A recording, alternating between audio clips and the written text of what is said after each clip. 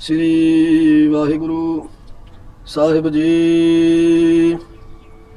ਗੁਰੂ ਨਾਨਕ ਪਦ ਪੰਕਜ ਬੰਦਨ, ਪਦ ਪੰਕਜ ਬੰਦਨ। ਸਿਮਰੋ ਅੰਗਦ ਦੁਖ ਨਿਕੰਦਨ, ਅਮਰਦਾਸ ਹਿਰਦੈ ਨਿਤ ਧਿਆਵੋ, ਹਿਰਦੈ ਨਿਤ ਧਿਆਵੋ। ਸ਼੍ਰੀ ਗੁਰੂ ਰਾਮਦਾਸ ਗੁਣ ਗਾਵੋ। ਸ਼੍ਰੀ ਅਰਜਨ ਬਿਗਨਨ ਕੇ ਨਾਸਕ, ਬਿਗਨਨ ਕੇ ਨਾਸਕ। ਹਰ ਗੋਬਿੰਦ ਸ਼ੁਭ ਮਤ ਪ੍ਰਕਾਸ਼ਕ। ਸ਼੍ਰੀ ਹਰਿ ਰਾਏ ਨਮੋ ਕਰ ਜੋਰੀ, ਨਮੋ ਕਰ ਜੋਰੀ। ਗੁਰੂ ਹਰਿ ਕ੍ਰਿਸ਼ਨ ਮਨਾਉ ਬਹੋਰੀ। ਤੇਗ ਬਹਾਦਰ ਪਰਮ ਕਿਰਪਾਲਾ ਜੀ, ਪਰਮ ਕਿਰਪਾਲਾ। ਸ਼੍ਰੀ ਗੁਰੂ ਗੋਬਿੰਦ ਸਿੰਘ ਵਿਸਾਲਾ। ਤਰੋ ਤਰਾ ਪਰ ਪੁਨ ਪੁਨ ਸੀਸਾ ਜੀ, ਪੁਨ ਪੁਨ ਸੀਸਾ। ਬੰਦੋ ਬਾਰ ਬਾਰ ਜਗਦੀਸਾ। ਯਾ ਮੈਂ ਅੰਮ੍ਰਿਤ ਗਿਆਨ ਹੈ ਮਾਨਕ ਭਗਤ ਵਿਰਾਗ। ਸ੍ਰੀ ਗੁਰੂ ਗ੍ਰੰਥ ਸਾਹਿਬ ਉਦਤ ਬੰਧੋ ਕਰ ਅਨੁਰਾਗ। ਏਕੰਕਾਰਾ ਸਤਿਗੁਰੂ ਤਹਿ ਪ੍ਰਸਾਦ ਸਚ ਹੋਏ। ਸ੍ਰੀ ਵਾਹਿਗੁਰੂ ਜੀ ਕੀ ਫਤਿਹ ਹੈ। ਵਿਘਨ ਵਿਨਾਸ਼ਨ ਸੋਇ। ਸ੍ਰੀ ਵਾਹਿਗੁਰੂ ਜੀ ਕੀ ਫਤਿਹ ਹੈ। ਵਿਘਨ ਵਿਨਾਸ਼ਨ ਸੋਇ। ਵਾਹਿਗੁਰੂ ਜੀ ਕਾ ਖਾਲਸਾ, ਵਾਹਿਗੁਰੂ ਜੀ ਕੀ ਫਤਿਹ। ਚਬਰ ਸ਼ਕਰ ਤਖਤ ਦੇ ਮਾਲਕ, ਨਿਮਾਣਿਆਂ ਦੇ ਮਾਣ, ਨਿਤਾਣਿਆਂ ਦੇ ਤਾਣ, ਨਿਉਟਿਆਂ ਦੀ ਓਟ, ਸੱਚੇ ਪਾਤਸ਼ਾਹ ਧੰਨ ਧੰਨ ਸਤਿਗੁਰੂ ਸ੍ਰੀ ਗੁਰੂ ਗ੍ਰੰਥ ਸਾਹਿਬ ਜੀ ਮਹਾਰਾਜ ਜੀ ਦੀ ਨਿੱਘੀ ਗੋਦ ਦਾ ਆਨੰਦ ਮਾਣਦੇ ਸਰੋਤਾ ਜਣੋ, ਆਪ ਅਤਿਅੰਤ ਹੀ ਵੱਡੇ ਭਾਗਾਂ ਵਾਲੇ ਹੋ ਜੋ ਨਿਤਾ ਪ੍ਰਤੀ ਸਤਿਗੁਰੂ ਗਰੀਬ ਨਿਵਾਸ ਸੱਚੇ ਪਾਤਸ਼ਾਹ ਮਹਾਰਾਜ ਜੀ ਦੀ ਨਿੱਘੀ ਗੋਦ ਦਾ ਆਨੰਦ ਮਾਣ ਕੇ ਜੋ ਚੋਜੀ ਪ੍ਰੀਤਮ ਸ਼ਹਿਨਸ਼ਾਹੇ ਸ਼ਹਿਨਸ਼ਾਹ ਗਰੀਬ ਨਿਵਾਜ ਸਤਿਗੁਰੂ ਸੱਚੇ ਪਾਤਸ਼ਾਹ ਮਹਾਰਾਜ ਕਲਗੀਧਰ ਪਾਤਸ਼ਾਹ ਜੀ ਦੀ ਪਾਵਨ ਪਵਿੱਤਰ ਬਾਣੀ ਦੇ ਅਰਥ ਵਿਚਾਰ ਆਪ ਜੀ ਸੁਣ ਰਹੇ ਹੋ। ਇਹ ਬਹੁਤ ਵੱਡੇ ਭਾਗਾਂ ਦੀ ਨਿਸ਼ਾਨੀ ਹੈ, ਕਿਉਂਕਿ ਸਤਿਗੁਰੂ ਜੀ ਮਹਾਰਾਜ ਸੱਚੇ ਪਾਤਸ਼ਾਹ ਜੀ ਜਿਸ ਜੀਵ ਮਾਤਰ ਦੇ ਉੱਪਰ ਆਪਣੀ ਦਇਆ ਦ੍ਰਿਸ਼ਟੀ ਕਰ ਦੇਣ, ਖਾਲਸਾ ਜੀ ਇਸ ਕਲਯੁਗ ਦੇ ਸਮੇਂ ਵਿੱਚ ਉਸ ਨੂੰ ਇਹ ਗੁਰੂ ਘਰ ਦੀ ਸਤ ਸੰਗਤ ਪ੍ਰਾਪਤ ਹੋ ਜਾਂਦੀ ਹੈ। ਇਹ ਬਹੁਤ ਹੀ ਵੱਡਿਆਂ ਭਾਗਾਂ ਦੀ ਨਿਸ਼ਾਨੀ ਹੈ ਖਾਲਸਾ ਜੀ। ਸੋ ਸਤਿਗੁਰੂ ਗਰੀਬ ਨਿਵਾਸ ਸੱਚੇ ਪਾਤਸ਼ਾਹ ਮਹਾਰਾਜ ਜੀ ਨੇ ਕੱਲ ਜੋ ਆਪਾਂ ਪ੍ਰਕਰਣ ਸਰਵਣ ਕੀਤੇ ਸਨ, ਇਹਨਾਂ ਦੇ ਵਿੱਚ ਸੱਚੇ ਪਾਤਸ਼ਾਹ ਮਹਾਰਾਜ ਸਤਿਗੁਰੂ ਗਰੀਬ ਨਿਵਾਸ ਸੱਚੇ ਪਾਤਸ਼ਾਹ ਜੀ ਨੇ ਸਾਡੇ ਤੇ ਦਇਆ ਕਰਕੇ ਜੋ ਸਾਨੂੰ ਉਪਦੇਸ਼ ਬਖਸ਼ਿਆ ਸੀ। ਸਤਿਗੁਰੂ ਗਰੀਬ ਨਿਵਾਸ ਸੱਚੇ ਪਾਤਸ਼ਾਹ ਸਾਨੂੰ ਮਿਹਰ ਦੀ ਨਿਗਾਹ ਕਰਕੇ ਇਸ ਗਿਆਨ ਦੀ ਜੋ ਪ੍ਰਾਪਤੀ ਕਰਾ ਰਹੇ ਹਨ, ਇਹ ਸਤਿਗੁਰੂ ਸੱਚੇ ਪਾਤਸ਼ਾਹ ਮਹਾਰਾਜ ਜੀ ਦੀ ਦਿਆਲਤਾ ਹੈ ਭਾਈ। ਸਤਿਗੁਰੂ ਜੀ ਕਹਿੰਦੇ ਸਨ, ਸਰਬਨ ਭਾਨੇ ਸਰਬਨ ਮਾਨੇ। ਕੱਲ ਆਪਾਂ ਇੱਥੋਂ ਤੱਕ ਵਿਚਾਰ ਕੀਤੀ ਸੀ ਕਿ ਜੋ ਉਸ ਵਾਹਿਗੁਰੂ ਸਤਿਗੁਰੂ ਅਕਾਲ ਪੁਰਖ ਪਰਮੇਸ਼ਰ ਵਾਹਿਗੁਰੂ ਜੀ ਦਾ ਜੋ ਸਰੂਪ ਹੈ, ਉਹ ਸਰਬ ਦਾ ਭਾਵ ਸਭ ਦਾ ਪ੍ਰਕਾਸ਼ਕ ਹੈ ਅਤੇ ਸਭ ਦੇ ਹੀ ਮਾਣਯੋਗ ਹੈ, ਜੋ ਸਾਰਿਆਂ ਨੂੰ ਆਪਣੀ ਸੱਤਿਆ ਨਾਲ, ਆਪਣੀ ਸ਼ਕਤੀ ਦੇ ਨਾਲ ਇਹ ਸੰਸਾਰ ਦੇ ਵਿੱਚ ਚਲਾ ਰਿਹਾ ਹੈ, ਜੋ ਸਭ ਦਾ ਪ੍ਰਕਾਸ਼ ਰੂਪ ਹੈ। ਐਸੇ ਵਾਹਿਗੁਰੂ ਸੱਚੇ ਪਾਤਸ਼ਾਹ ਮਹਾਰਾਜ ਜੀ ਜਿਹੜੇ ਸਾਰਿਆਂ ਦੇ ਮਾਣਯੋਗ ਹਨ। ਅੱਜ ਆਪਾਂ ਇਸ ਤੋਂ ਅੱਗੇ ਜੋ ਸਤਿਗੁਰੂ ਜੀ ਸਾਨੂੰ ਉਪਦੇਸ਼ ਦੇ ਰਹੇ ਹਨ ਭਾਈ, ਉਸ ਦੀ ਆਪਾਂ ਵਿਚਾਰ ਕਰਨੀ ਹੈ। ਆਪਣੀਆਂ ਸੁਰਤੀਆਂ ਬਿਰਤੀਆਂ ਨੂੰ ਇਕਾਗਰ ਕਰਕੇ ਸਤਿਗੁਰੂ ਗਰੀਬ ਨਿਵਾਜ ਕਲਗੀਧਰ ਪਾਤਸ਼ਾਹ ਮਹਾਰਾਜ ਜੀ ਦੇ ਚਰਨਾਂ ਵਿੱਚ ਲੈ ਜਾਈਏ। ਕੁਝ ਸਮੇਂ ਵਾਸਤੇ ਇਹ ਸੰਸਾਰ ਦੇ ਵਿੱਚੋਂ ਆਪਣੇ ਮਨ ਨੂੰ ਖਿੱਚ ਲਈਏ ਅਤੇ ਗੁਰੂ ਚਰਨਾਂ ਵਿੱਚ ਜੋੜੀਏ। ਸਤਿਗੁਰੂ ਸੱਚੇ ਪਾਤਸ਼ਾਹ ਮਹਾਰਾਜ ਜੀ ਦੇ ਚਰਨਾਂ ਵਿੱਚ ਬਿਰਤੀ ਜੋੜਨ ਵਾਸਤੇ, ਸੁਰਤੀ ਨੂੰ ਮਹਾਰਾਜ ਜੀ ਦੇ ਗਿਆਨ ਨਾਲ ਜੋੜਨ ਵਾਸਤੇ ਇੱਕ ਵਾਰੀ ਪ੍ਰੇਮ ਨਾਲ ਆਖੋ ਜੀ, ਸਤਨਾਮ ਸ੍ਰੀ ਵਾਹਿਗੁਰੂ ਸਾਹਿਬ ਜੀ। ਇੱਕ ਵਾਰੀ ਗੱਜ ਕੇ ਆਖੋ ਜੀ, ਸਤਨਾਮ ਸ੍ਰੀ ਵਾਹਿਗੁਰੂ ਸਾਹਿਬ ਜੀ। ਸਰਬੰ ਪ੍ਰਾਣੰ ਸਰਬੰ ਪ੍ਰਾਣੰ, ਸਭ ਦੇ ਹੀ ਪ੍ਰਾਣਾਂ ਦਾ ਜੋ ਪ੍ਰਾਣ ਹੈ ਅਤੇ ਸਭ ਦੇ ਤਾਣ ਭਾਵ ਜੋਰ ਦਾ, ਤਾਣ ਨਾਮ ਖਾਲਸਾ ਜੀ ਜੋਰ ਦਾ ਹੋਇਆ ਕਰਦਾ ਹੈ, ਜੋ ਸਾਰਿਆਂ ਦਾ ਪ੍ਰਾਣ ਰੂਪ ਹੈ। ਖਾਲਸਾ ਜੀ, ਜੇ ਸਾਡੇ ਇਸ ਪੰਜ ਭੂਤਕ ਕਲਬੂਤ ਦੇ ਵਿੱਚ ਪਰਮਾਤਮਾ ਦਾ ਜੋ ਅੰਸ਼ ਆਤਮਾ ਸਾਡੇ ਅੰਦਰ ਵਸ ਰਹੀ ਹੈ, ਜੇ ਖਾਲਸਾ ਜੀ ਉਹ ਨਾ ਹੋਵੇ, ਸਾਨੂੰ ਮੁਰਦਾ ਕਰਾਰ ਦਿੱਤਾ ਜਾਂਦਾ। ਸਾਰੇ ਸਾਨੂੰ ਛੱਡ ਕੇ ਪਾਸੇ ਹੋ ਜਾਂਦੇ ਹਨ। ਸਾਕ ਸੰਬੰਧੀ, ਭੈਣ ਭਰਾ, ਮਿੱਤਰ, ਦੋਸਤ ਸਾਰੇ ਹੀ ਇੱਕ ਪਲ ਦੇ ਵਿੱਚ ਬੇਗਾਨੇ ਹੋ ਜਾਂਦੇ ਨੇ। ਇਸ ਕਰਕੇ ਸਾਨੂੰ ਉਸ ਪਰਮੇਸ਼ਰ ਵਾਹਿਗੁਰੂ ਜੀ ਦਾ ਕੋਟਾਨ ਕੋਟ ਧੰਨਵਾਦ ਕਰਨਾ ਚਾਹੀਦਾ ਹੈ, ਜੋ ਸਰਬੰ ਪ੍ਰਾਣੇ, ਸਾਡੇ ਪ੍ਰਾਣਾਂ ਦਾ ਮਾਲਕ ਹੈ। ਸਾਡੇ ਪ੍ਰਾਣਾਂ ਨੂੰ ਇਹ ਸਰੀਰ ਦੇ ਵਿੱਚ ਚਲਾ ਰਿਹਾ ਹੈ। ਉਸ ਵਾਹਿਗੁਰੂ ਜੀ ਦਾ ਸਾਨੂੰ ਕੋਟਾਨ ਕੋਟ ਧੰਨਵਾਦ ਕਰਨਾ ਚਾਹੀਦਾ ਹੈ, ਜੋ ਪਰਮੇਸ਼ਰ ਦਾ ਸਰੂਪ ਹੈ, ਸਭ ਦੇ ਪ੍ਰਾਣਾਂ ਦਾ ਪ੍ਰਾਣ ਹੈ, ਸਾਰਿਆਂ ਦੇ ਵਿੱਚ ਉਸ ਦਾ ਹੀ ਜੋਰ ਹੈ। ਸਰਬੰ ਭੁਗਤਾ ਸਰਬੰ ਜੁਗਤਾ, ਸਰਬ ਦਾ ਹੀ ਭੁਗਤਾ ਭੁਗਤਾਨ ਕਰਦਾ ਹੈ। ਸਰਬੰ ਭੁਗਤਾ ਭਾਵ ਸਾਰਿਆਂ ਦਾ ਕਰਮਾਂ ਦੇ ਫਲ ਦਾ ਭੁਗਤਾਨ ਕਰਦਾ ਹੈ। ਸਰਬ ਦੀਆਂ ਹੀ ਜੁਗਤਾਂ ਦੀ ਜੁਗਤੀ ਰੂਪ ਹੈ। ਸਰਬੰ ਜੁਗਤਾ, ਸਾਰਿਆਂ ਦੇ ਕਰਮ ਫਲ ਦਾ ਭੁਗਤਾਨ ਵੀ ਪਰਮੇਸ਼ਰ ਆਪ ਹੀ ਕਰਦਾ ਹੈ। ਸਾਰਿਆਂ ਦਾ ਭੁਗਤਾਨ, ਸਾਰਿਆਂ ਨੂੰ ਜੋ ਕਰਮ ਅਸੀਂ ਭੋਗ ਰਹੇ ਹਾਂ, ਜੋ ਸਾਡੇ ਮਸਤਕ ਦੇ ਲੇਖ ਹਨ, ਉਹਨਾਂ ਦਾ ਕਰਤਾ ਸਰੂਪ ਹੈ, ਉਹਨਾਂ ਦਾ ਜੋ ਕਰਤਾ ਹੈ ਵਾਹਿਗੁਰੂ। ਸਰਬੰ ਭੁਗਤਾ ਸਰਬੰ ਜੁਗਤਾ, ਸਾਰੀ ਜੁਗਤਾਂ ਦਾ ਜੁਗਤੀ ਰੂਪ ਹੈ। ਸਰਬੰ ਦੇਵੰ ਸਰਬੰ ਭੇਵੰ, ਇਹ ਵਾਹਿਗੁਰੂ ਸਭ ਦਾ ਹੀ ਦੇਵ ਰੂਪ ਹੈ ਅਤੇ ਗੁਪਤ ਵੀ ਹੈ। ਸਭ ਦਾ ਦੇਵ ਰੂਪ ਵੀ ਹੈ ਅਤੇ ਭੇਵੰ ਭਾਵ ਗੁਪਤ ਰੂਪ ਵੀ ਹੈ। ਸਰਬੰ ਕਾਲੇ ਸਰਬੰ ਪਾਲੇ, ਕਾਲ ਹੈ, ਇਹ ਸਭ ਨੂੰ ਪਾਲਦਾ ਵੀ ਉਹੀ ਹੈ। ਸਾਰਿਆਂ ਦੀ ਮਹਿਤਾ ਵੀ ਉਹੀ ਕਰਦਾ ਹੈ ਤੇ ਸਾਰਿਆਂ ਦੀ ਪੈਦਾ ਵੀ ਉੱਥੋਂ ਹੀ ਹੁੰਦੇ ਹਨ। ਸਰਬੰ ਕਾਲੇ ਸਰਬੰ ਪਾਲੇ, ਸਾਰਿਆਂ ਨੂੰ ਪਾਲਦਾ, ਕਿਸੇ ਨਾਲ ਪੱਖਵਾਦ ਨਹੀਂ ਕਰਦਾ। ਚਾਹੇ ਕੋਈ ਦੁਸ਼ਟ ਹੈ, ਚਾਹੇ ਕੋਈ ਧਰਮੀ ਹੈ, ਸਾਰਿਆਂ ਦੀ ਪਾਲਣਾ ਉਹ ਪਰਮੇਸ਼ਰ ਵਾਹਿਗੁਰੂ ਕਰਦਾ ਹੈ। ਰੁਆਲ ਛੰਦ ਕਾ ਪ੍ਰਸਾਦ, ਮਹਾਰਾਜ ਜੀ ਰੁਆਲ ਛੰਦ ਸਤਿਗੁਰੂ ਕਹਿੰਦੇ ਤੇਰੀ ਕਿਰਪਾ ਦੇ ਸਦਕਾ ਹੀ ਉਚਾਰਦਾ ਹਾਂ। ਰੁਆਲ ਛੰਦ ਕਾ ਪ੍ਰਸਾਦ, ਤੇਰੀ ਕਿਰਪਾ ਨਾਲ ਮਹਾਰਾਜ ਜੀ ਛੰਦ ਦਾ ਉਚਾਰਨ ਕਰ ਰਿਹਾ। ਸਤਿਗੁਰੂ ਜੀ ਕਹਿੰਦੇ ਆਦ ਰੂਪ ਅਨਾਦ ਮੂਰਤ ਅਜੋਨ ਪੁਰਖ ਅਪਾਰ।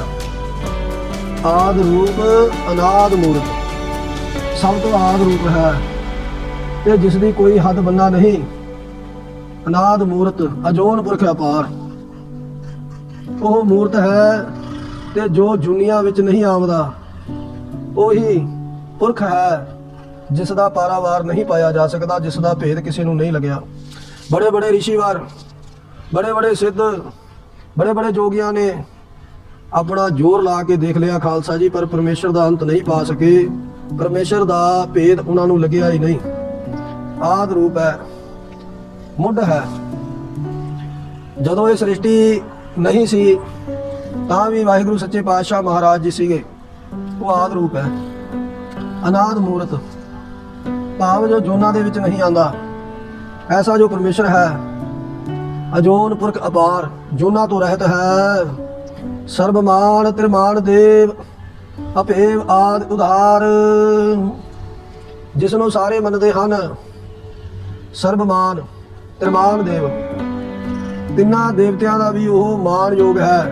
ਭਾਵ ਕਿ ਜਿੰਨੀ ਕਲਾ ਉਹਨਾਂ ਵਿੱਚ ਹੈ ਉਹ ਸਾਰੀ ਅਕਾਲ ਪੁਰਖ ਪਰਮੇਸ਼ਰ ਵਾਹਿਗੁਰੂ ਜੀ ਦੀ ਦਿੱਤੀ ਹੋਈ ਹੈ। ਤਿੰਨ ਦੇਵਤੇ ਕਿਹੜੇ ਹਨ ਖਾਲਸਾ ਜੀ?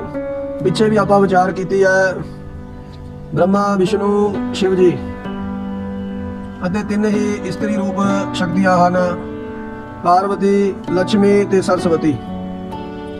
ਕਹਿੰਦੇ ਤਿਰਮਾਨ ਦੇਵ, ਤਿੰਨੇ ਦੇਵਾਂ ਦਾ ਜੋ ਮਾਨ ਯੋਗ ਉਹ ਪਰਮੇਸ਼ਰ ਹੀ ਹੈ। ਅਭੇਵ ਆਦ ਉਧਾਰ, ਤੇ ਭੇਤ ਉਸ ਦਾ ਕਿਸੇ ਨਹੀਂ ਪਾ ਸਕਦਾ ਕੋਈ, ਭਾਵ ਕੇ ਅਭੇਵ ਆਦ ਉਧਾਰ, ਅਪਾਰ ਦਿਲ ਦਾ ਮਾਲਕ ਹੈ। ਉਧਾਰ ਦਾ ਮਤਲਬ ਹੁੰਦਾ ਹੈ ਜਿਹਦਾ ਬਹੁਤ ਵੱਡਾ ਦਿਲ ਹੋਵੇ। ਐਸਾ ਜੋ ਪਰਮੇਸ਼ਰ ਹੈ ਅਪਾਰ ਦਿਲਾਂ ਦਾ ਮਾਲਕ ਹੈ।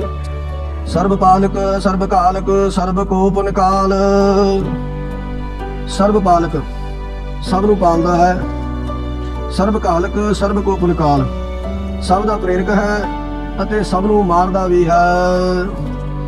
ਜਤਰ ਤਤਰ ਬਿਰਹਾਜ ਹੀ ਅਵਧੂਤ ਰੂਪ ਰਿਸਾਲ। ਜਤਰ ਤਤਰ ਬਿਰਾਜ ਹੀ, ਜਿੱਥੇ ਕਿੱਥੇ। ਜਤਰ ਤਤਰ ਦਾ ਅਰਥ ਹੈ ਜਿੱਥੇ ਕਿੱਥੇ, ਭਾਵ ਕਿ ਸਾਰੇ ਹੀ ਵਿਰਾਜ ਰਿਹਾ, ਰੂਪ ਦੇ ਵਿੱਚ ਪ੍ਰੇਮ ਪੂਰਵਕ ਵਿਰਾਜ ਰਿਹਾ। ਅਵਧੂਤ ਰੂਪ ਰਿਸਾਲ, ਜਿੱਥੇ ਕਿੱਥੇ ਸਾਰੇ ਹੀ ਵਿਰਾਜ ਰਿਹਾ, ਪ੍ਰੇਮ ਪੂਰਵਕ ਸਾਰੇ ਹੀ ਰੂਪਾਂ ਦੇ ਵਿੱਚ ਵਿਰਾਜਿਆ ਹੋਇਆ ਹੈ। ਨਾਮ ਠਾਮ ਨਾ ਜਾਤ ਜਾ ਕਰ, ਰੂਪ ਰੰਗ ਨਾ ਰੇਖ। ਐਸਾ ਵਾਹਿਗੁਰੂ ਜੀ ਦਾ ਸ਼ਬਦ ਸਰੂਪ ਹੈ ਜਿਸ ਦਾ ਕੋਈ ਇੱਕ ਨਾਮ ਨਹੀਂ ਹੈ, ਨਾ ਕੋਈ ਇੱਕ ਥਾਂ ਹੈ, ਨਾ ਕੋਈ ਇੱਕ ਜਾਤ ਹੈ, ਨਾ ਕੋਈ ਰੂਪ ਜਾਂ ਰੰਗ ਹੀ ਹੈ, ਅਤੇ ਨਾ ਕੋਈ ਹੱਥ ਹੈ, ਤੇ ਪੈਰ ਦੇ ਰੇਖ ਵੀ ਨਹੀਂ ਜਿਸ ਦੇ। ਫਿਰ ਕੀ ਹੈ? ਇਹ ਸਤਿਗੁਰੂ ਜੀ ਸਾਨੂੰ ਅਗਲੀਆਂ ਪੰਕਤੀਆਂ 'ਚ ਦੱਸਣਗੇ।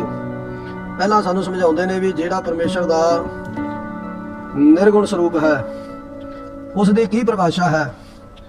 ਮਹਾਰਾਜ ਕਹਿੰਦੇ ਨਾਮ ਠਾਮ ਨਾ ਜਾਤ ਜਾ ਕਰ, ਰੂਪ ਰੰਗ ਨਾ ਰੇਖ। ਨਾ ਤੇ ਕੋਈ ਇੱਕ ਨਾਮ ਵਾਲਾ ਹੀ ਹੈ ਉਹ, ਨਾ ਉਹਦੀ ਕੋਈ ਜਾਤ ਹੈ, ਨਾ ਹੀ ਉਹਦਾ ਕੋਈ ਰੂਪ ਹੈ। ਕੋਈ ਕਹੇ ਵੀ ਉਹ ਕਾਲੇ ਰੰਗ ਦਾ ਹੈ ਜਾਂ ਉਹਦਾ ਰੰਗ ਗੋਰਾ ਹੈ, ਨਾ ਹੀ ਉਹਦੇ ਹੱਥਾਂ ਪੈਰਾਂ ਤੇ ਕੋਈ ਰੇਖਾ ਹੈ। ਇਹ ਨਿਰਗੁਣ ਸਰੂਪ ਹੈ। ਹੁਣ ਫਿਰ ਕੀ ਹੈ? ਆਦ ਪੁਰਖ ਉਦਾਰ ਮੂਰਤ ਅਜੋੜ ਆਦ ਅਸੇਖ। ਅਗਲੀ ਪੰਕਤੀ ਦੇ ਵਿੱਚ ਤੇ ਸਤਿਗੁਰੂ ਜੀ ਸਾਨੂੰ ਹੁਣ ਦੱਸਦੇ ਹਨ, ਕਹਿੰਦੇ ਇਹ ਗੁਰੂ ਕੇ ਪਿਆਰਿਓ, ਸਭ ਤੋਂ ਪਹਿਲਾ ਪੁਰਖ ਹੈ, ਉਦਾਰਤਾ ਦੀ ਮੂਰਤ ਹੈ, ਉਹ ਜੋਨੀ ਅਜੋੜ ਆਦ ਅਸੇਖ, ਜੋਨੀਆਂ ਤੋਂ ਰਹਿਤ ਹੈ, ਮੁੱਢ ਤੋਂ ਵੀ ਹਰ ਤਰ੍ਹਾਂ ਤੋਂ ਪੂਰਨ ਪਰਮੇਸ਼ਰ ਹੈ। ਦੇਸ ਅਰ ਭੇਸ, ਦੇਸ ਅਰ ਨਾ ਭੇਸ ਜਾ ਕਰ, ਰੂਪ ਰੇਖ ਨਾ ਰਾਗ। ਇਹ ਹੈ ਮਹਾਰਾਜ ਬਾਰ-ਬਾਰ ਸਾਨੂੰ ਇਹ ਸਮਝਾ ਰਹੇ ਹਨ, ਗੁਰੂ ਕੇ ਸਿੱਖੋ, ਉਹਨੂੰ ਕਿਸੇ ਦੇਸ਼ ਦੀ ਕੋਈ ਬੰਦਸ਼ ਨਹੀਂ, ਔਰ ਨਾ ਹੀ ਕਿਸੇ ਭੇਸ ਦੀ ਕੋਈ ਬੰਦਸ਼ ਹੈ। ਜਿਸ ਦਾ ਰੂਪ ਰੇਖ ਤੇ ਲਗਾਓ ਉਹਦਾ ਕਿਸੇ ਨਾਲ ਕੋਈ ਨਹੀਂ ਹੈ, ਕਿਸੇ ਤਰ੍ਹਾਂ ਦਾ ਰੇਖ ਭੇਖ ਉਹਦਾ ਨਹੀਂ ਹੈ। ਅਦਵੈਖ ਆਦ ਕਿਸੇ ਨਾਲ ਨਹੀਂ, ਭਾਵ ਕਿਸੇ ਨਾਲ ਉਹਦਾ ਵੈਰ ਨਹੀਂ ਹੈ। ਜਤਰ ਤਤਰ ਦਿਸ਼ਾ ਵਿਸਾ ਹੋਏ ਫੈਲਿਓ ਅਨੁਰਾਗ। ਜਿੱਥੇ ਕਿੱਥੇ ਦਸੋ ਦਿਸ਼ਾਵਾਂ ਬਿਨਾਂ ਕਿਸੇ ਪ੍ਰਯੋਜਨ ਦੇ ਫੈਲਿਆ ਹੋਇਆ ਹੈ। ਖਾਲਸਾ ਜੀ, ਕੋਈ ਵੀ ਕਾਰਜ ਕੋਈ ਆਰੰਭ ਕਰਦਾ ਹੈ ਉਹਦੇ ਪਿੱਛੇ ਇੱਕ ਕਾਰਨ ਹੁੰਦਾ ਹੈ, ਇੱਕ ਪ੍ਰਯੋਜਨ ਹੁੰਦਾ ਹੈ। ਕਾਰਨ ਵੱਖਰਾ ਹੁੰਦਾ, ਪ੍ਰਯੋਜਨ ਵੱਖਰਾ ਹੁੰਦਾ। ਜਿਹੜਾ ਕਾਰਨ ਹੈ ਉਹ ਸਾਰਿਆਂ ਨੂੰ ਦੱਸਿਆ ਜਾਂਦਾ ਹੈ ਵੀ ਅਸੀਂ ਆਹ ਕਾਰਜ ਆਰੰਭ ਕਰਨ ਲੱਗੇ ਹਾਂ ਭਾਈ, ਇਹਦਾ ਆਹ ਕਾਰਨ ਹੈ। ਪਰ ਜਿਹੜਾ ਪ੍ਰਯੋਜਨ ਹੈ ਉਹ ਕਿਸੇ ਕਿਸੇ ਨੂੰ ਪਤਾ ਹੁੰਦਾ। ਖਾਲਸਾ ਜੀ, ਜਿਹੜੇ ਬੰਦਿਆਂ ਨੇ ਉਸ ਕੰਮ ਨੂੰ ਸ਼ੁਰੂ ਕੀਤਾ ਹੁੰਦਾ, ਜਿਵੇਂ ਵੱਡੀਆਂ ਵੱਡੀਆਂ ਕੰਪਨੀਆਂ ਨੇ, ਉਹ ਕਾਰਨ ਫਾਇਦੇ ਤਾਂ ਦੱਸਦੀਆਂ ਨੇ ਵੀ ਆਹ ਕਾਰਨ ਕਰਕੇ ਤੁਸੀਂ ਸਾਡਾ ਪ੍ਰੋਡਕਟ ਲੈ ਲਓ, ਆਹ ਕਾਰਨ ਕਰਕੇ ਤੁਸੀਂ ਸਾਡੇ ਨਾਲ ਜੁੜ ਜਾਓ। ਪਰ ਜਿਹੜਾ ਪ੍ਰਯੋਜਨ ਹੈ ਉਹਨਾਂ ਦੇ ਜਿਹੜੇ ਮਾਸਟਰ ਮਾਈਂਡ ਨੇ ਉਹਨਾਂ ਨੂੰ ਪਤਾ ਹੁੰਦਾ ਹੈ। ਪਰ ਜੋ ਪਰਮੇਸ਼ਰ ਦੀ ਹਸਤੀ ਹੈ, ਜੋ ਪਰਮੇਸ਼ਰ ਹੈ, ਉਹ ਬਿਨਾਂ ਪ੍ਰਯੋਜਨ ਦੇ, ਬਿਨਾਂ ਕਾਰਨ ਦੇ ਸਾਰਿਆਂ ਵਿੱਚ ਫੈਲਿਆ ਹੋਇਆ ਹੈ। ਦਸੋਂ ਦਿਸ਼ਾਵਾਂ ਦੇ ਵਿੱਚ ਵਿਆਪਕ ਸਰੂਪ ਹੈ। ਨਾਮ ਕਾਮ ਬਹੀਨ ਭੇਖਤ ਧਮ ਹੂੰ ਨਹਿ ਜਾਏ। ਕਿਸੇ ਨਾ ਤੇ ਕਾਮਨਾ ਤੋਂ ਬਿਨਾ ਪ੍ਰੇਮ ਪੂਰਵਕ ਵੇਖ ਰਿਹਾ ਹੈ। ਨਾਮ ਕਾਮ ਬਹੀਨ ਭੇਖਤ, ਨਾ ਤਾਂ ਕੋਈ ਉਹਦਾ ਨਾਮ ਹੀ ਹੈ ਨਾ ਕੋਈ ਕਾਮਨਾ ਹੈ। ਬਹੀਨ ਮਤਲਬ ਬਿਨਾ, ਭੇਖਤ ਪ੍ਰੇਮ ਪੂਰਵਕ ਵੇਖ ਰਿਹਾ ਹੈ। ਧਮ ਹੋ ਨਹਿ ਜਾਏ, ਜਿਸ ਦਾ ਘਰ ਘਾਟ ਵੀ ਕੋਈ ਨਹੀਂ ਹੈ। ਸਰਬਮਾਨ ਸਰਬਤਰ ਮਾਨ ਸदैव ਮਾਨਤ ਤਾਹੇ। ਸਰਬ ਦਾ ਮਾਨ ਤੇ ਸਾਰੇ ਮੰਨਦੇ ਹਨ, ਸਦਾ ਹੀ ਮੰਨਦੇ ਹਨ ਜਿਸ ਨੂੰ। ਐਸਾ ਪਰਮੇਸ਼ਰ ਹੈ। ਸਰਬਮਾਨ ਸਰਬਤਰ ਮਾਨ ਸदैव ਮਾਨਤ ਤਾਹੇ। ਸਰਬ ਦਾ ਮਾਨ ਹੈ, ਸਾਰੇ ਹੀ ਉਹਨੂੰ ਮੰਨਦੇ ਆ। ਐਸਾ ਜੋ ਪਰਮੇਸ਼ਰ ਬੇਅੰਤ ਕਲਾਵਾਂ ਮਾਲਕ ਹੈ। ਏਕ ਮੂਰਤ ਅਨੇਕ ਦਰਸ਼ਨ ਕੀਨ ਰੂਪ ਅਨੇਕ। ਜਿਸ ਦੀ ਮੂਰਤ ਇੱਕ ਹੈ, ਰੂਪ ਅਨੇਕ ਹਨ, ਅਤੇ ਜਿਸ ਨੇ ਅਨੇਕਾਂ ਹੀ ਰੂਪ ਕੀਤੇ ਹੋਏ ਹਨ। ਕੈਸਾ ਹੈ? ਅਨੇਕ ਰੂਪ ਖਿਨਮਾਹੇ ਕੁਦਰਤ ਧਾਰਦਾ। ਅੰਗ 519 ਤੇ ਸ੍ਰੀ ਗੁਰੂ ਗ੍ਰੰਥ ਸਾਹਿਬ ਮਹਾਰਾਜ ਜੀ ਦੇ ਵਿੱਚ ਇਹ ਪੰਕਤੀ ਗੁਰੂ ਸਾਹਿਬ ਜੀ ਨੇ ਸਾਡੇ ਸਮਝਣ ਵਾਸਤੇ, ਸਾਨੂੰ ਗਿਆਨ ਦੇਣ ਵਾਸਤੇ ਅੰਕਿਤ ਕੀਤੀ ਹੈ। ਅਨੇਕ ਰੂਪ ਖਿਨਮਾਹੇ ਕੁਦਰਤ ਧਾਰਦਾ। ਉਸੇ ਖੇਡ ਨੂੰ ਸਤਿਗੁਰੂ ਜੀ ਸਾਨੂੰ ਇੱਥੇ ਸਮਝਾ ਰਹੇ ਹਨ। ਖਾਲਸਾ ਜੀ ਬੜੇ ਧਿਆਨ ਨਾਲ ਸਰਵਣ ਕਰਨ ਵਾਲੀ ਇਹ ਗਿਆਨ ਦਾ ਸਰੋਤ ਹੈ। ਏਕ ਮੂਰਤ ਅਨੇਕ ਦਰਸ਼ਨ ਕੀਨ ਰੂਪ ਅਨੇਕ। ਸਮਝਣ ਵਾਸਤੇ ਖਾਲਸਾ ਜੀ, ਜਿਵੇਂ ਇਸ ਸੰਸਾਰ ਦੇ ਵਿੱਚ ਬਿਜਲੀ ਦਾ ਕਰੰਟ ਇੱਕ ਹੈ, ਪਰ ਉਸ ਕਰੰਟ ਦੇ ਨਾਲ ਅਨੇਕਾਂ ਹੀ ਪ੍ਰਕਾਰ ਦੇ ਉਪਕਰਨ, ਬੜੀਆਂ ਰੇਲਾਂ, ਬਹੁਤ ਵੱਡੇ ਉਪਕਰਨ, ਜਿਵੇਂ ਛੋਟੇ ਤੋਂ ਲੈ ਕੇ ਵੱਡੇ, ਭਾਵੇਂ ਕੋਈ ਛੋਟਾ ਬਲਬ ਹੈ, ਭਾਵੇਂ ਕੋਈ ਵੱਡਾ ਬਲਬ ਹੈ, ਕੋਈ ਪੱਖਾ ਚੱਲ ਰਿਹਾ ਹੈ, ਹੋਰ ਬੇਅੰਤ ਮਸ਼ੀਨਾਂ ਇੱਕ ਉਸ ਕਰੰਟ ਦੇ ਨਾਲ ਹੀ ਚੱਲ ਰਹੀਆਂ ਨੇ। ਕਰੰਟ ਸਿਰਫ ਇੱਕ ਹੈ, ਅਨੇਕ ਦਰਸ਼ਨ, ਦਿਖਦਾ ਅਨੇਕਾਂ ਰੂਪਾਂ ਦੇ ਵਿੱਚ ਹੈ। ਕੀਨ ਰੂਪ ਅਨੇਕ। ਉਸਨੇ ਆਪਣੇ ਰੂਪ ਅਨੇਕਾਂ ਹੀ ਬਣਾ ਕੇ ਕਿਤੇ ਤਾਂ ਪਾਣੀ ਨੂੰ ਠੰਡਾ ਕਰ ਰਿਹਾ ਹੈ, ਤੇ ਕਿਤੇ ਉਹੀ ਕਰੰਟ ਫਿਰ ਪਾਣੀ ਨੂੰ ਗਰਮ ਵੀ ਕਰ ਰਿਹਾ ਹੈ। ਇਸੇ ਤਰ੍ਹਾਂ ਸੰਸਾਰ ਦੀ ਜਿਹੜੀ ਇਹ ਰਚਨਾ ਰਚੀ ਹੋਈ ਹੈ, ਜੋ ਵਾਹਿਗੁਰੂ ਮਹਾਰਾਜ ਜੀ ਨੇ ਇਹ ਸੰਸਾਰ ਬਣਾਇਆ, ਇਹ ਬਸ ਇਸੇ ਪੰਕਤੀ ਤੋਂ ਅਸੀਂ ਅੰਦਾਜ਼ਾ ਲਾ ਸਕਦੇ ਹਾਂ। ਏਕ ਮੂਰਤ ਅਨੇਕ ਦਰਸ਼ਨ ਕੀਨ ਰੂਪ ਅਨੇਕ। ਜੇ ਅਸੀਂ ਹੋਰ ਗਹਿਰਾਈ ਨਾਲ ਸਮਝਣਾ ਹੋਵੇ, ਫਿਰ ਕਹਿੰਦੇ ਅਨੇਕ ਰੂਪ ਖਿਨਮਾਹੇ ਕੁਦਰਤ ਧਾਰਦਾ। ਇਹ ਵਾਹਿਗੁਰੂ ਮਹਾਰਾਜ ਜੀ ਦੀ ਐਸੀ ਅਚਰਜ ਵਿਸਮਾਦ ਖੇਡ ਹੈ ਵੀ ਇੱਕ ਤੋਂ ਅਨੇਕ ਹੋ ਜਾਂਦਾ। ਅਹੰ ਬਹੁ ਸ਼ਾਮਾ, ਮੈਂ ਇੱਕ ਤੋਂ ਅਨੇਕ ਹੋ ਜਾਵਾਂ। ਇਹ ਸਤਿਗੁਰੂ ਜੀ ਮਹਾਰਾਜ ਸਾਨੂੰ ਫਿਰ ਅਗਲੀਆਂ ਪੰਕਤੀਆਂ ਦੇ ਵਿੱਚ ਇਸ ਖੇਲ ਬਾਰੇ ਵੀ ਸਮਝਾਉਂਦੇ ਹਨ। ਖੇਲ ਖੇਲ ਅਖੇਲ ਖੇਲਣ ਅੰਤ ਕੋ ਫਿਰ ਏਕ। ਪਹਿਲਾ ਕਲਗੀਧਰ ਚੋਜੀ ਪ੍ਰੀਤਮ ਵਾਹਿਗੁਰੂ ਜੀ ਸਾਨੂੰ ਸਮਝਾ ਰਹੇ ਨੇ, ਕਹਿੰਦੇ ਵੀ ਏਕ ਮੂਰਤ ਅਨੇਕ ਦਰਸ਼ਨ। ਜਿਵੇਂ ਖਾਲਸਾ ਜੀ ਚੰਦਰਮਾ ਇੱਕ ਹੈ, ਭਾਵੇਂ ਕਿ 100 ਘੜਾ ਭਰ ਕੇ ਪਾਣੀ ਦਾ ਰੱਖ ਦਿਓ, ਉਹ ਚੰਦਰਮਾ ਦੀ ਛਵੀ 100 ਘੜਿਆਂ ਦੇ ਵਿੱਚੋਂ ਹੀ ਦਿਖੇਗੀ। ਸਭ ਨੂੰ ਐਵੇਂ ਪ੍ਰਤੀਤ ਹੋਏਗਾ ਜਿਵੇਂ ਘੜੇ ਦੇ ਵਿੱਚ ਚੰਦਰਮਾ ਹੈ, ਪਰ ਚੰਦਰਮਾ ਖਾਲਸਾ ਜੀ ਵਾਸਤਵ ਦੇ ਵਿੱਚ ਇੱਕੋ ਹੀ ਹੈ। ਇਸੇ ਤਰ੍ਹਾਂ ਖੇਲ ਖੇਲ ਅਖੇਲ ਖੇਲਣ ਅੰਤ ਕੋ ਫਿਰ ਏਕ। ਭਾਣ ਮਤੇ ਵਾਂਗ ਤਮਾਸ਼ਾ ਕਰਦਾ ਹੈ, ਖੇਡ ਖੇਡਦਾ ਹੈ, ਅਤੇ ਸਭ ਕੁਝ ਥੈਲੇ ਵਿੱਚ ਪਾ ਕੇ, ਭਾਵ ਇਸ ਪਰਲੇ ਕਾਲ ਨੂੰ ਲਿਆ ਕੇ, ਸ੍ਰਿਸ਼ਟੀ ਨੂੰ ਸਮੇਟ ਕੇ ਇੱਕ ਦਾ ਇੱਕ ਹੀ ਦਿਸਦਾ, ਫੇਰ ਇੱਕ ਹੀ ਬਣ ਜਾਂਦਾ। ਫੇਰ ਇੱਕ ਹੈ, ਅਨੇਕ ਹੈ, ਫਿਰ ਇੱਕ ਹੈ। ਹੁਣ ਖਾਲਸਾ ਜੀ ਉਹ ਇੱਕ ਤੋਂ ਅਨੇਕ ਹੋਇਆ ਪਿਆ, ਜੋ ਇਹ ਸ੍ਰਿਸ਼ਟੀ ਦਾ ਕਾਰਜ ਵਿਹਾਰ ਸਾਰਾ ਚੱਲ ਰਿਹਾ। ਤੁਸੀਂ ਤੇ ਮੈਂ ਕਥਾ ਕਰ ਰਿਹਾ, ਆਪ ਜੀ ਸਰਵਣ ਕਰ ਰਹੇ ਹੋ। ਇਹ ਦੋ ਤੋਂ ਇੱਕ, ਜਿਹੜਾ ਇੱਕ ਤੋਂ ਦੋ ਜਾਂ ਦੋ ਤੋਂ ਚਾਰ ਅਨੇਕਾਂ ਰੂਪ ਪਰਮੇਸ਼ਰ ਨੇ ਧਾਰੇ ਹੋਏ ਹਨ। ਇਹ ਉਹ ਸਮੇਂ ਦਾ ਵਰਤਾਰਾ ਹੈ। ਹੁਣ ਫਿਰ ਕੀ ਹੋਵੇਗਾ? ਜਿਵੇਂ ਖੇਡ ਦਾ ਜੋ ਤਮਾਸ਼ਾ ਦਿਖਾਉਣ ਵਾਲਾ ਖਿਡਾਰੀ ਹੁੰਦਾ ਹੈ, ਉਹ ਅੰਤ ਦੇ ਸਮੇਂ ਦੇ ਵਿੱਚ ਫਿਰ ਕੀ ਕਰਦਾ? ਸਾਰਾ ਕੁਝ ਸਮੇਟ ਕੇ ਆਪਣੇ ਥੈਲੇ ਵਿੱਚ ਪਾ ਦਿੰਦਾ। ਇਸੇ ਤਰ੍ਹਾਂ ਜਦੋਂ ਵਾਹਿਗੁਰੂ ਮਹਾਰਾਜ ਸੱਚੇ ਪਾਤਸ਼ਾਹ ਜੀ ਦਾ ਇਸ ਸੰਸਾਰ ਨੂੰ ਸਮੇਟਣ ਦਾ ਸਮਾਂ ਆ ਗਿਆ, ਫਿਰ ਕਹਿੰਦੇ ਅੰਤ ਕੋ ਫਿਰ ਏਕ, ਫਿਰ ਬਹੁਤਿਆਂ ਤੋਂ ਇੱਕੋ ਹੀ ਹੋ ਜਾਏਗਾ। ਦੇਵ ਤੇਵ ਨਾ ਜਾਣਹੀ ਜਹ ਵੇਦ ਔਰ ਕਤੇਵ। ਜਿਸ ਦਾ ਨਾ ਦੇਵਤਿਆਂ ਨੂੰ ਭੇਤ ਮਿਲਿਆ ਹੈ, ਦੇਵ ਭੇਵ ਨਾ ਜਾਣਈ ਜਹ। ਉਸ ਦਾ ਭੇਦ ਨਾ ਤਾਂ ਦੇਵਤਿਆਂ ਨੂੰ ਮਿਲਿਆ, ਨਾ ਹੀ ਕੋਈ ਵੇਦ, ਜਿਹੜੇ 4 ਵੇਦ ਨੇ ਜਾਂ ਕੁਰਾਨ, ਹਿੰਦੂਆਂ ਦੇ ਮਤ ਦੇ ਜਿਹੜੇ ਗ੍ਰੰਥ ਨੇ, ਕੁਰਾਨ, ਅੰਜੀਰ ਇਤਿਆਦਿਕ ਜਿਹੜੀਆਂ ਕਿਤਾਬਾਂ ਨੇ, ਮੁਸਲਮਾਨਾਂ ਦੇ ਮਤਭੇਦ ਨੇ, ਜਿਹੜੇ ਗ੍ਰੰਥ ਨੇ ਮਤ ਦੇ, ਉਹਨਾਂ ਨੂੰ ਵੀ ਉਸ ਅਕਾਲ ਪੁਰਖ ਪਰਮੇਸ਼ਰ ਦਾ, ਖੁਦਾ ਦਾ ਕੋਈ ਭੇਤ ਨਹੀਂ ਪਿਆ ਪੂਰਾ। ਦੇਵ ਭੇਵ ਨਾ ਜਾਣਹੀ ਜਹ ਵੇਦ ਔਰ ਕਤੇਬ। 4 ਵੇਦ ਤੇ ਮੁਸਲਮਾਨਾਂ ਦੇ ਜਿੰਨੇ ਵੀ ਕਤੇਬ ਹਨ, ਕੁਰਾਨ, ਅੰਜੀਰ ਇਤਿਆਦਿਕ, ਇਹਨਾਂ ਨੇ ਵੀ ਪਰਮੇਸ਼ਰ ਦਾ ਪੂਰਾ ਭੇਤ ਨੂੰ ਨਹੀਂ ਜਾਣਿਆ ਹੈ। ਰੂਪ ਰੰਗ ਨਾ ਜਾਤ ਪਾਤ ਸੋ ਜਾਣਹੀ ਕਹਿ ਜੀਵ। ਰੂਪ, ਜਿਵੇਂ ਖਾਲਸਾ ਜੀ ਆਪਣਾ ਰੂਪ ਹੈ, ਕਿਸੇ ਦਾ ਕਾਲਾ, ਕਿਸੇ ਦਾ ਗੋਰਾ, ਕਿਸੇ ਦਾ ਸਾਂਵਲਾ ਹੈ। ਆਪਣੀ ਜਾਤ ਹੈ, ਕਹਿੰਦੇ ਉਹ ਫਲਾਣੀ ਜਾਤ ਦਾ, ਫਲਾਣੀ ਕੁਲ ਦੇ ਵਿੱਚ ਹੈ, ਫਲਾਣਾ ਉਹਦਾ ਵਰਨ ਹੈ। ਪਰਮੇਸ਼ਰ ਕਹੇ ਜਾ ਰੂਪ ਰੰਗ ਨਾ ਜਾਤ ਪਾਤ ਸੋ ਜਾਣਹੀ ਕਹਿ ਜੀਵ। ਵਰਨ ਕੋਈ ਇਸ ਤਰ੍ਹਾਂ ਮੰਨੇ ਜਿਸ ਤਾਂ ਕੋਈ ਹੈ ਹੀ ਨਹੀਂ ਉਹਦਾ ਵਰਨ। ਨਾ ਕੋਈ ਮਾਤਾ ਹੈ, ਨਾ ਕੋਈ ਪਿਤਾ ਹੈ, ਨਾ ਜਾਤ ਹੈ, ਨਾ ਜਨਮ ਹੈ, ਨਾ ਮਰਨ ਹੈ, ਭਾਵ ਜਨਮ ਮਰਨ ਤੋਂ ਰਹਿਤ ਹੈ। ਪਰ ਤਾਤ ਮਾਤ ਨਾ ਜਾਤ ਜਾਕਰ ਜਨਮ ਮਰਨ ਬਹੀਨ। ਤਾਤ ਮਾਤ, ਨਾ ਪਿਤਾ ਹੈ, ਨਾ ਮਾਤਾ ਹੈ,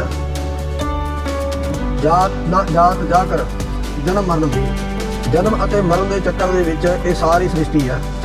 ਪਰ ਜੋ ਪਰਮੇਸ਼ਰ ਦੀ ਹਸਤੀ ਹੈ, ਪਰਮੇਸ਼ਰ ਦਾ ਸਰੂਪ ਹੈ, ਉਹ ਜਨਮ ਮਰਨ ਤੋਂ ਰਹਿਤ ਹੈ। ਚੱਕਰ ਬੱਕਰ ਫਿਰੈ ਚਤਰ ਚੱਕ ਮਾਨ ਹੀ ਪੁਰਤੀਨ। ਉਸ ਦਾ ਹੁਕਮ ਦਾ ਚੱਕਰ ਚੋਹਾਂ ਚੱਕਾਂ ਵਿੱਚ, ਤਿੰਨਾਂ ਲੋਕਾਂ ਵਿੱਚ ਮੰਨਿਆ ਜਾ ਰਿਹਾ ਹੈ। ਖਾਲਸਾ ਜੀ ਸਾਰੇ ਮੰਨਦੇ ਹਨ। ਚੱਕਰ ਬੱਕਰ ਫਿਰੈ ਚਤਰ ਚੱਕ, ਉਸ ਦਾ ਹੁਕਮ ਦਾ ਚੱਕਰ ਚੋਹਾਂ ਚੱਕਾਂ ਵਿੱਚ, ਭਾਵ ਚੋਹਾਂ ਯੁਗਾਂ ਵਿੱਚ, ਤਿੰਨਾਂ ਲੋਕਾਂ ਦੇ ਵਿੱਚ, ਇਸ ਮਾਤ ਲੋਕ ਤੇ, ਆਕਾਸ਼ ਲੋਕ ਤੇ ਪਤਾਲ ਲੋਕ, ਤਿੰਨਾਂ ਲੋਕਾਂ ਵਿੱਚ ਉਹਦੇ ਹੁਕਮ ਦਾ ਚੱਕਰ ਹੀ ਚੱਲ ਰਿਹਾ, ਉਹਦਾ ਹੁਕਮ ਹੀ ਮੰਨਿਆ ਜਾਂਦਾ। ਸਾਰੇ ਉਹਨੂੰ ਮੰਨਦੇ ਹਨ। ਲੋਕ ਚੋਦ ਹੈ ਕੇ ਵਿਖੈ ਜਗ ਜਾਪ ਹੀ ਜਹ ਜਾਪ। 14 ਲੋਕਾਂ ਦੇ ਵਿੱਚ ਜਿਸ ਦੇ ਨਾਮ ਦਾ ਜਾਪ ਜਪਿਆ ਜਾਂਦਾ ਹੈ, ਐਸੀ ਮਹਾਰਾਜ ਸੱਚੇ ਪਾਤਸ਼ਾਹ ਜੀ ਦੀ ਬੇਅੰਤ ਸਮਰੱਥਾ ਹੈ। ਕਿਸੇ ਦਾ ਨਾਮ ਕਿਸੇ ਗ੍ਰਾਮ ਦੇ ਵਿੱਚ ਜਾਣਿਆ ਜਾਂਦਾ ਹੈ, ਕਿਸੇ ਦਾ ਨਾਮ ਕਿਸੇ ਸ਼ਹਿਰ ਵਿੱਚ ਜਾਣਿਆ ਜਾਂਦਾ ਹੈ, ਕਿਸੇ ਦਾ ਨਾਮ ਸਾਰੀ ਦੁਨੀਆ 'ਚ ਜਾਣਿਆ ਜਾਂਦਾ ਹੈ। ਪਰ ਜੋ ਪਰਮੇਸ਼ਰ ਹੈ, ਉਸ ਦਾ ਨਾਮ ਲੋਕ ਚੋਦਾ ਕੇ ਵਿਖੈ ਜਗ ਜਾਪ ਹੀ ਜਹ ਜਾਪ। ਸਾਰਿਆਂ ਲੋਕਾਂ ਦੇ ਵਿੱਚ ਉਹਦੇ ਨਾਮ ਦਾ ਹੀ ਜਾਪ ਹੋ ਰਿਹਾ ਹੈ। ਆਦ ਦੇਵ ਅਨਾਦ ਮੂਰਤ ਥਾਪਿਓ ਸਭੈ ਜਹ ਥਾਪ। ਜੋ ਦੇਵਾਂ ਤੋਂ ਵੀ ਆਦ ਦੇਵ ਹੈ, ਜਿਸ ਦੀ ਮੂਰਤ ਦਾ ਆਦ ਭਾਵ ਅੰਤ ਦਾ ਸਿਰਾ ਨਹੀਂ ਹੈ, ਜਿਸ ਨੇ ਸਾਰੇ ਬ੍ਰਹਿਮੰਡਾਂ ਦੀ ਸਥਾਪਨਾ ਕੀਤੀ ਹੈ। ਕਿਤਨਾ ਸੁੰਦਰ ਅਰਥ ਹੈ ਖਾਲਸਾ ਜੀ। ਆਦ ਦੇਵ ਅਨਾਦ ਮੂਰਤ ਥਾਪਿਓ, ਸਥਾਪਨਾ ਕਰਨ ਵਾਲਾ, ਸਭੈ ਜਹ ਥਾਪ। ਐਸਾ ਵਾਹਿਗੁਰੂ ਪਰਮੇਸ਼ਰ ਹੈ। ਪਰਮ ਰੂਪ ਪੁਨੀਤ ਮੂਰਤ ਪੂਰਨ ਪੁਰਖ ਅਪਾਰ। ਪਰਮ ਰੂਪ ਪਾਵਨ ਪਵਿੱਤਰ ਤੇ ਪੁਨੀਤ ਮੂਰਤ। ਪਰਮ ਰੂਪ ਪੁਨੀਤ ਮੂਰਤ ਪੂਰਨ ਪੁਰਖ ਅਪਾਰ। ਜੋ ਬੇਅੰਤ ਹੀ ਪੂਰਨ ਪੁਰਖ ਹੈ, ਜਿਸ ਵਿੱਚ ਕਮੀ ਦੀ ਕੋਈ ਅੰਸ਼ ਹੀ ਨਹੀਂ, ਭਾਵ ਕਿਸੇ ਤਰ੍ਹਾਂ ਦੀ ਕੋਈ ਕਮੀ ਨਹੀਂ ਹੈ। ਪਰਮੇਸ਼ਰ ਪੂਰਨ ਹੈ। ਪਰਮ ਰੂਪ ਪੁਨੀਤ ਮੂਰਤ ਪੂਰਨ ਪੁਰਖ ਅਪਾਰ। ਐਸਾ ਜੋ ਵਾਹਿਗੁਰੂ ਸਤਿਗੁਰੂ ਸੱਚੇ ਪਾਤਸ਼ਾਹ ਮਹਾਰਾਜ ਹਨ, ਉਹ ਅਕਾਲ ਪੁਰਖ ਪਰਮੇਸ਼ਰ ਭਾਈ। ਇਹੋ ਜਿਹਾ ਗੁਰੂ ਕੇ ਸਿੱਖੋ। ਸੋ ਗੁਰੂ ਕੇ ਪਿਆਰਿਓ, ਸਮੇਂ ਦੇ ਲਿਹਾਜ਼ ਨਾਲ ਅੱਜ ਇੱਥੇ ਹੀ ਸਮਾਪਤੀ ਹੈ। ਇੱਥੇ ਹੀ ਆਪਾਂ ਵਿਸ਼ਰਾਮ ਲੈਂਦੇ ਹਾਂ। ਕੱਲ ਨੂੰ ਆਪਾਂ ਫੇਰ ਗੁਰੂ ਮਹਾਰਾਜ ਜੀ ਦੀ ਕਿਰਪਾ ਨਾਲ ਕੱਲ ਨੂੰ ਫੇਰ ਆਪਾਂ ਜੋ ਅਗਲੀਆਂ ਪੰਕਤੀਆਂ ਹਨ, ਇਹਨਾਂ ਦੀ ਆਪਾਂ ਵਿਚਾਰ ਕਰਾਂਗੇ। ਤੇ ਜੋ ਭਾਈ ਅੱਜ ਕਥਾ ਕਰਦੇ ਆ ਤੋਂ ਇਹ ਗੁਰੂ ਸਾਹਿਬ ਜੀ ਦੇ ਗਿਆਨ ਨੂੰ ਵਿਚਾਰਦੇ ਆ ਤੋਂ ਅਨੇਕਾਂ ਤਰੁੱਟੀਆਂ ਭੁੱਲਾਂ ਗਲਤੀਆਂ ਰਹਿ ਜਾਂਦੀਆਂ ਨੇ। सो भाई गुरु की संगत गुरु का खालसा बख्शण जोग है, बख्श देना जी, माफ कर देना। अगों तो शुद्ध स्पष्ट तरीके दे नाल गुरु के ज्ञान दी, गुरु की बाणी दी विचार करने की समर्था बख्शना जी।